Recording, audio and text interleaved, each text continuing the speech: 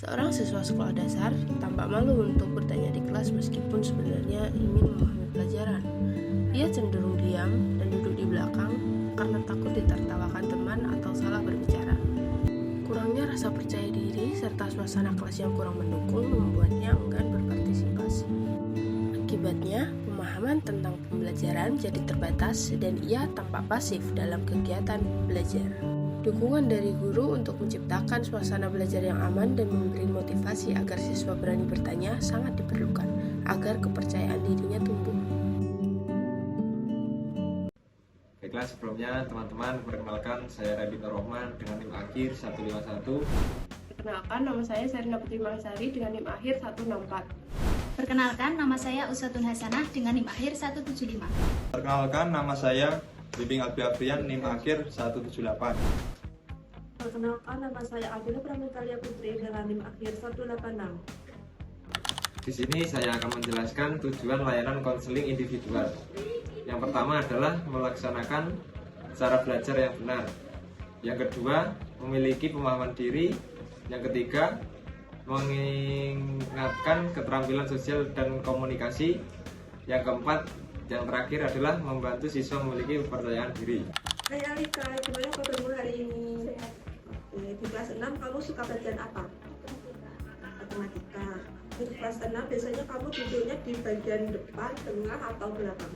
Belakang, karena aku takut jadi guru ke depan. Oh, masa nggak kamu punya pertanyaan saat guru menjelaskan tapi kamu ragu mau bertanya? Karena aku takut diketawakan oleh teman.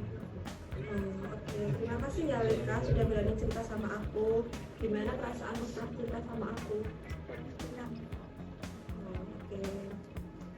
Di sini saya akan menjelaskan tentang solusi untuk mengatasi siswa SD yang malu bertanya di kelas. Yang pertama, menciptakan suasana kelas yang aman dan ramah. Contohnya, terima kasih sudah bertanya, pertanyaan kamu penting sekali. Dan yang kedua, menggunakan metode raising hand bertahap. Awalnya, siswa cukup mengangkat tangan untuk menunjukkan ia tidak paham. Langkah berikut, siswa menyampaikan pertanyaannya setelah di dalam kelas. Dan yang terakhir, siswa berlatih bertanya secara lisan di kelas.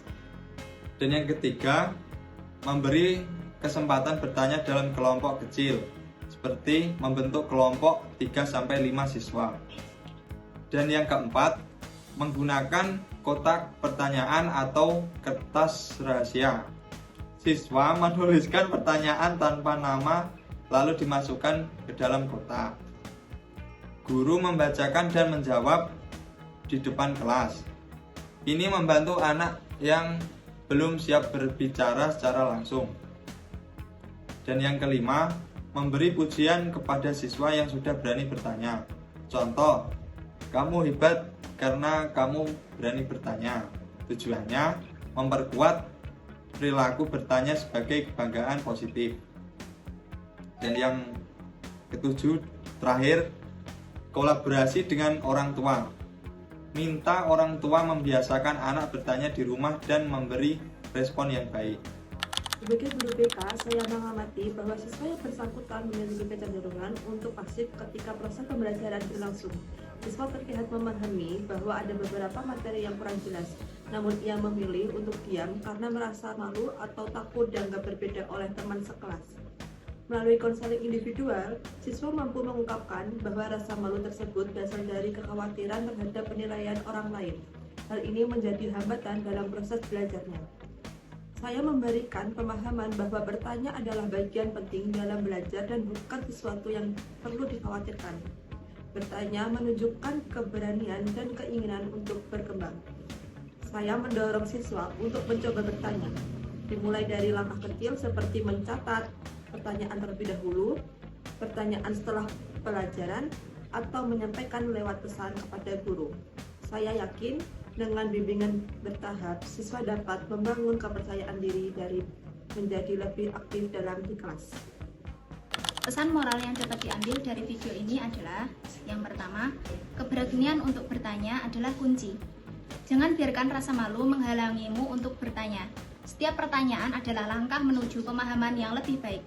Yang kedua, konseling adalah ruang aman. Layanan konseling individual adalah tempat yang aman dan suportif di mana kamu bisa mengungkapkan kesulitanmu tanpa rasa takut untuk dihakimi. Yang ketiga, pentingnya mencari bantuan. Mengakui bahwa kamu membutuhkan bantuan adalah tanda kekuatan, bukan kelemahan.